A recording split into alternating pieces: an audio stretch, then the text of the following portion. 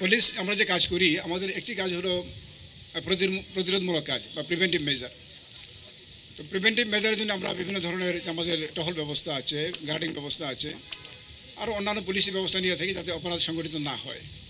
তারপরে যখন অপরাধ হয়ে যায় তো তখন আমরা এটাকে আমাদের ইনভেস্টিগেশন ইয়েতে নিয়ে আসি, তারা অপরাধ করেছে তাদেরকে খুঁজে বের করার জন্য। তো কাজেই যে অপরাধটির কথা আপনি বললেন যে এই যে কিলিং ইনসিডেন্ট বা ইভেন্টের কথা বললেন, এটি অবশ্যই প্রপার ইনভেস্টিগেশন হবে এবং ইনভেস্টিগেশনের মধ্যে দিয়ে প্রকৃত অপরাধী কারা তারা চিহ্নিত করে আইনানুগ ব্যবস্থা নেওয়া হবে। আচ্ছা, এটি আমরা সব বিষয়ে কাজ করছি। আমাদের যেমন এই অবৈধ অস্ত্র উদ্ধারের যেমন অভিযান চলছে, আবার মাদক বিরোধী অভিযানও চলছে।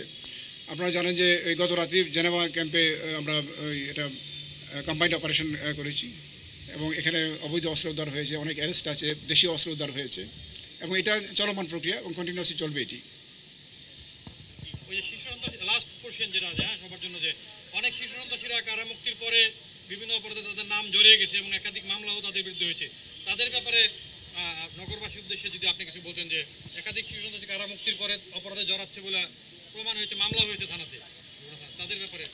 আচ্ছা, এরকম যারা ইতিমধ্যে মুক্তি পেয়েছেন তারা দীর্ঘ জেল টার্ম করে তারা এই যে আদালতের আদেশের মাধ্যমে আসছেন, তো তারা আমাদের সার্ভিলেন্সে আছেন। তারা যদি নতুন করে অপরাধে যুক্ত হন অবশ্যই নতুন করে আইনানুগ ব্যবস্থা হবে।